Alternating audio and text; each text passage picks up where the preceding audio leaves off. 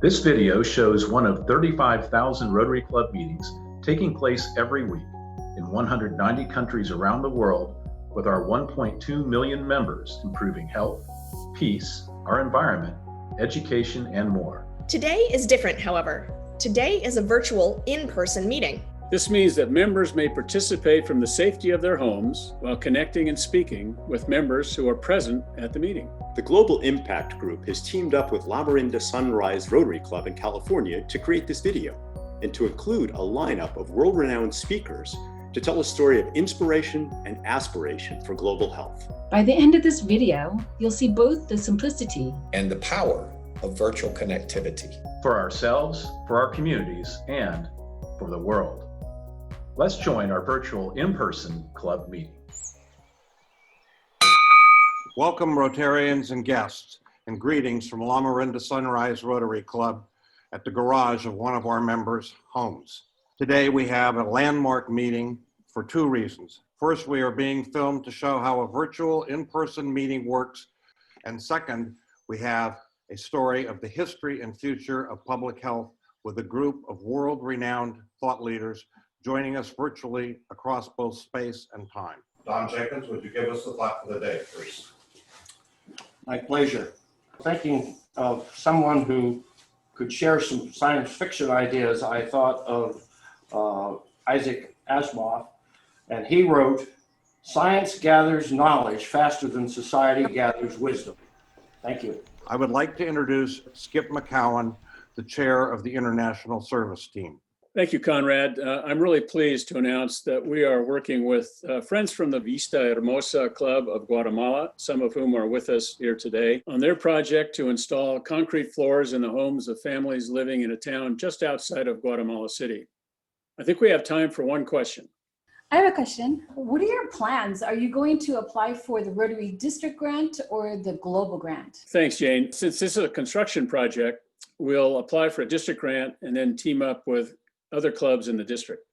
I would like to introduce Jim Margroff to explain today's program and introduce our speaker.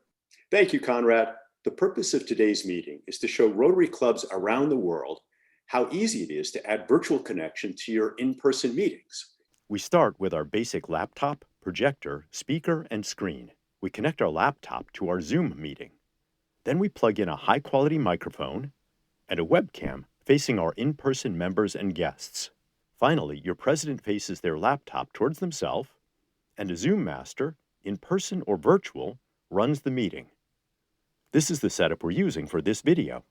In review, in addition to your club's laptop on Zoom, your president and Zoom master will each use their own laptops also on Zoom. I'd now like to introduce our speaker for today, the Dean of the Yale School of Public Health, Dr. Sten Vermund. Thank you, Jim. I thought I'd share a little personal story. My parents passed away about 15 years ago now. When I was going through their archives, I found an old vaccine record for myself as a little boy. Not only did I receive the Salk vaccine as soon as it was available, but I received 2 full redundant courses. And then I was vaccinated with the full Sabin vaccine in the early 1960s, which is the oral polio vaccine, with 2 full courses of that. I'm absolutely convinced that I'm the most vaccinated human in history for polio. And I'm telling you this story to share with you the absolute terror and fear that my immigrant parents had raising their child in the 1950s, and the tremendous burden of polio in the US and the world at that time. That Rotary took this on brings us to our first speaker, Cliff Dochterman, a past Rotary International president, to tell you the story of how Rotary began its global effort to eradicate polio from the face of the planet. In 1979, the president of Rotary International, Clem Rennick from Australia, had the idea that Rotary ought to do more than just projects in their local community. And so we came up with the idea of health, hunger, and humanity. And we sent a letter out to the Rotary clubs of the world. And we said, if you had $1 million, what would you do with it in your community or in the world? And we got a number of suggestions, but there was one from the Philippines from Dr. Benny Santos. And Dr. Santos says, we have some of the highest incidence of polio in the whole Pacific Rim.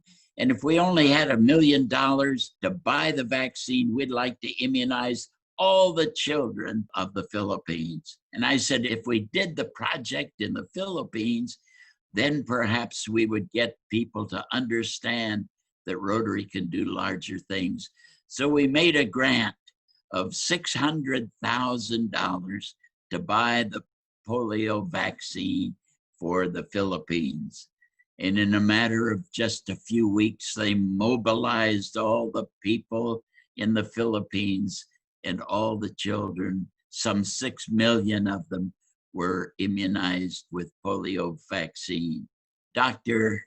Canseco was president of the Rotary International, and Carlos Canseco said, you know, maybe we ought to try to provide the vaccine for all the children of the world, particularly using the kind of vaccine that Dr.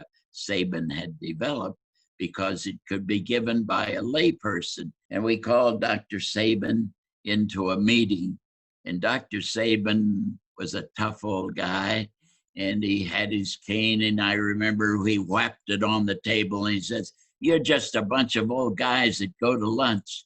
You don't know how to do immunization. He said, well, it would cost you $100 million just to buy the vaccine. And he said you'd have to immunize 500 million children. And so we started 1985 fundraising campaign. And a year and a half later, we had the international convention, and they told of how much money Rotary had raised. And they said, we don't need you. We have all the health agencies and the experts in the World Health Organization. So we said, we have 1 million members who will give their time voluntarily. And by the way, we have $240 million in our pocket. And they said, come on in. And so in 1987, we actually began a worldwide program to immunize all the children in the world. Working on polio vaccine was a personal thing to me. My brother's 2 children both had polio, and both were left with crippling effects. One of my closest friends got polio, and his entire life was torn apart. Virtually everybody knew a member of their family or one of their playmates or one of their neighbors' children, or knew somebody that had polio. There are some Rotarians in the world that have devoted tremendous amounts of time to this program. There were people going into so many remote areas, people who were injured, people who were killed in this process. Difficult assignment. So for all those people who've really been on the firing line, I give my credit to them and to the fact that Rotary's kept going. And you have the Gates Foundation stepping forward to keep a supply of money coming to buy more vaccine.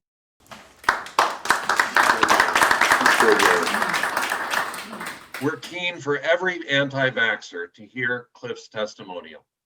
We'll pivot now to how Rotary succeeded in eliminating polio from wide swaths of the world and who was involved. Here is John Hewko, CEO of Rotary International and the Rotary Foundation, to tell us more. John?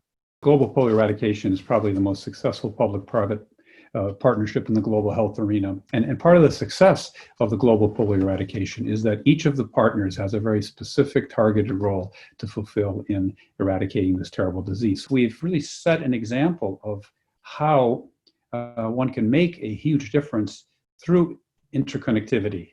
And I would say in some ways the polio infrastructure is a treasure for humanity, because this infrastructure can be now utilized to attack and deal with a whole slew of global health issues. We have already successfully repurposed the polio infrastructure in West Africa several years ago to stop the spread of Ebola. It's also been used very successfully in dealing with yellow fever, avian flu, SARS. If you look at this COVID crisis, I mean, we've very successfully redeployed the polio infrastructure to do things such as contact tracing, educating communities, testing as well. And so in the short term, my call to action is we need to eradicate polio. Please continue to support the polio eradication effort through your generous contributions and donations as you've had through the years. And the second is we're now living through a terrible COVID pandemic. This is Rotary's moment. Rotary was built for moments like this. Again, deep community roots everywhere throughout the world. Leave a legacy for the world, which will exist for as long as mankind inhabits this planet. Thank you, John.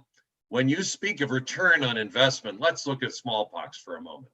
The total cost to eradicate smallpox in 1970s dollars was $300 million. That $300 million saved the US $1 billion a year in annual smallpox vaccination costs. Again, a one-time expense of $300 million spent over about 15 to 20 years saved the US $1 billion per year. Never mind what it saved for the entire rest of the world. Polio has a similar return on investment, and 2 of the 3 polio viruses already have been eradicated globally. I'd now like to introduce you to my friend Anita Zedi with the Gates Foundation. It should be clear to every thinking person that there is no way to end this pandemic without an effective and safe vaccine. The side effect of getting coronavirus isn't just death possibility. It's also a lot of diseases, right, which could be lifelong. Strokes, many neurological complications are being seen, long-term disability for lung function. So I think people who are saying herd immunity just don't understand how devastating this disease is. Herd immunity is a concept that is actually applied to vaccines and it's being misused for natural infection. And in vaccines, what it means is that you immunize enough of the population that they protect people who for some reason cannot be vaccinated. For example, if they're immunocompromised or they're too young to have the vaccine. If you're applying herd immunity to natural infection, so let the population get natural infection and then enough people will be protected through getting COVID disease, then that will act as a barrier against further spread. Now, in theory, that sounds like a really cool idea. In practice, it means a lot of people will die and they will continue dying for a very long time, because what happens, and we've seen this before, when an infection rate goes very high, people will change their behavior because they're somebody that they know and love has gotten sick. After a while, you stop and then you start your usual behavior and then people start getting exposed again. And that will keep happening until 70 to 80% of people get infected, right? So please do not underestimate how bad this disease is. I've actually lost 3 family members from COVID-19, and these were all physicians, right? They were physicians who were taking care of people. So if you refuse to wear a mask, I can't think of more selfish behavior, because masks are all about protecting each other. So if I wear a mask, I protect you. If you wear a mask, you protect me. So this is not about freedom. It's about protecting each other. It's extremely tragic that this has become a political issue. And it's mind-boggling, actually, that it's become a political issue. This is like common sense public health. So as a Rotarian, what I would like you to do is to be ambassadors of truth about infectious diseases and ambassadors of truth around vaccines and how to use them to protect people around the world. Thank you, Anita. Let me now introduce Jamie Metzl, founder of One Shared World. Jamie is a technology and healthcare futurist, a geopolitical expert, and a senior fellow in the Atlantic Council. Jamie's on the World Health Organization Expert Advisory Committee on Human Genome Editing, and he's previously served in the US National Security Council and as a staffer on the Senate Foreign Relations Committee. Jamie. Our world has a global collective action problem. That's why we can't come together to solve many of our greatest challenges, ranging from pandemics to ecosystem destruction to proliferating weapons of mass destruction. If the virus has taught us anything, it's that we're all connected. We can't think of our health and well-being just in our own terms, because as the virus has shown, if it grows and mutates anywhere, it grows and mutates everywhere. Our health and well-being reside in every other person on this planet. Our world needs a new global operating system, a new framework that recognizes we are all in this together. One Shared World is the global social and political movement creating a common voice for our humanity so that our common interests can have a relevant seat at the table of power and decision-making everywhere. I invite all Rotarians to go to the oneshared.world website and sign our Pledge of Interdependence. Just like Rotary played such an essential role in eradicating polio, we now have a next fight that we must wage together. And this is a fight to recognize that the vulnerability of anyone is the vulnerability of everyone in our interconnected world. That's terrific, Jamie. This message of global interdependence is perhaps obvious to all Rotarians. I wish it were as obvious to many of our global political leaders. And to symbolize this, we have the CEO of GAVI, Dr. Seth Berkley, who's an old friend. Rotarians have a very powerful global voice, and they've demonstrated that time and time again about polio. As we think about something like COVID that is creating fear around the world, I think Rotarians can have a real role in helping communities to understand the importance of this, to have them also understand ultimately the importance of vaccines. In a pandemic, we're only safe unless everyone is safe. It is in everybody's, not only a humanitarian interest, but it's in everybody's self-interest to try to get vaccines out, to try to stop a pandemic. Otherwise, we will never be able to go back to life as normal. So we jumped into action, and we started out saying, gee, we should try to get this COVID vaccine for the normal GAVI countries, the poorest countries in the world. But we realized, given the global demand, that there may not be any vaccine because wealthy countries might buy up all of the doses of vaccine. So we created a new effort called the COVAX facility, and the idea there was to try to go ahead and make available vaccines for every country in the world. The other thing that's happened is we've built the system, the supply chain, the cold chain, and that system has been built out and reinforced over the last few years. We've introduced 65,000 new cold chain points in the developing world, and that means that we're in a better position to deal with epidemics going forward. Heady stuff. Thank you, Seth. I'm pleased now to introduce Dr. Anthony Fauci. For over 35 years, Tony has been the top infectious disease doctor in the United States as head of the National Institute of Allergy and Infectious Diseases. I was proud to work for Tony when I worked at the NIH. Tony? Thank you, Sten. Thanks also to the Global Impact Group and the Rotary Club of Lamarinda Sunrise. We cannot prevent the emergence of an infectious disease, but we can prevent that emergence from becoming an outbreak or a pandemic. The only way we're going to do that is at the local level to address community spread. And that's where I think the efforts and the track record of the Rotary clubs and the Rotary people can have an effect to help us as a nation get down to below a level that is so high that it makes identification, isolation, and contact tracing very difficult. You need to continue to emphasize and abide by the principles that you set and to be very vocal about them, about why it's important to look at the scientific data and the evidence, because there is a lot of misinformation that gets out there. One of the critical issues is be transparent about the data, not what somebody's opinion is, not what somebody likes or doesn't like. What do the data show? That's the thing we have to keep, because that's really the nature of science. And one of the things that's important that you could help the scientific community at is that if this were a static outbreak, that what you see in February and March is exactly what you're going to see in August, September, and October. It isn't. It's evolving. We're learning things about it literally as the weeks and the months go by. When the data change, not your opinion, but when the data change and you make then some changes in your recommendation, that's not bad science. That's good science, because what you're doing is science is self-correcting. Rotarians, we need you. We really do, to continue to do what you historically have done so well, but to actually tick it up a bit.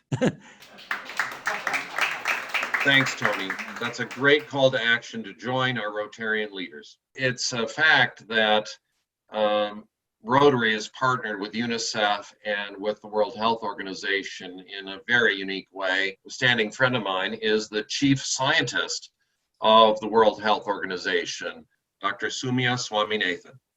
A lot of the solutions for our public health problems will come through science, but then they have to be translated into action on the ground. And that's where you Rotarians can do a wonderful job. Take the COVID pandemic. It's clear that this virus does not respect borders. It affects everyone. And this is the kind of problem for which we all have to come together. Work with the local context, with local data, involve and empower local communities. Because this is a disease where you need behavior change, you need people to actually comply with these restrictions that are being put in place and comply with them for a significant period of time. And this is, I think, where organizations like Rotary can come in, ensuring that the right messages actually are reaching people. Take anti-vaxxers, for example. This is a huge and growing problem around the world. What people of this generation have not seen is that it wasn't so long ago that you had hundreds of thousands of children crippled by polio, that you had tens of thousands of people dying of smallpox every year. 2 out of 5 children did not survive to their first birthday a couple of decades ago. And it's only because of vaccines that we've been able to overcome these diseases. I think it's the right time for Rotary to take on new public health issues because they have the reach, they have the voice, and they have the credibility to actually reach ordinary citizens living all around the world. Thanks, Soumya. It's one of the great inspirations, I think, of the Rotary effort that the partnership with the WHO and with UNICEF has been so successful. We're pleased to start wrapping up this presentation with Holger Knaack, the president of Rotary International. Holger. I'm asking for change, and change is so necessary for Rotary. And this pandemic really forces us to change. We have no other chance to do that. But this is our opportunity to connect the world, to have great speakers from everywhere. And it's another really important point here, to keep also our members on board in club meetings who are not able to join our meetings because they are too ill, they are too old, or they are traveling or working at that time. So this is our opportunity to connect everybody in the Rotary Club. Rotarians are interdependent. What we do affects so many people in a different way. For me, it's all about care. Taking care of the environment, taking care of our neighbors, taking care of our communities, taking care of our people in need. And so that's universal. And that's why Rotary can play really an important role also in the fight against polio anyway, but also in the fight against Corona. I hope you like this video. So please be inspired, love it, learn from this. And this is a good example for Rotary opens opportunities. I thank you. Holger, that was an inspiring call to action. Today, COVID-19 is draining employment assets and health from the most vulnerable among us. Please wear these things, wear these masks, be community leaders, as Rotarians uniquely are. As John Hewko said, this is your moment. Thank you. Thanks so much, Sten, for your time, effort, introductions, and thoughts and inspiration. This is our opportunity to connect the world. So how do we do this? One path is to wallow in fear, wringing our hands, awaiting the return to life as normal. But that doesn't sound very Rotarian to me. At this moment, we have choices. We can choose to stop the spread of the coronavirus. We can choose to remain connected virtually, and we can choose to continue to improve the world as Rotarians. With these choices, here are our actions. Each of us must acquire and share best healthcare practices based upon science and data. As our clubs resume meeting in person, we must continue to provide virtual access to support our most vulnerable members and to open our doors for greater inclusion, embracing our interdependence and our power of our common Rotary voice. Please, please share this video with your friends, your partners, your communities. Thank you very much. Conrad, to you. Thanks to everyone for participating in this amazing meeting and supporting the video that we are producing for the benefit of all Rotarians. We'll be in touch with you all to ask for your assistance in distributing this to Rotary clubs and others worldwide. Thank you.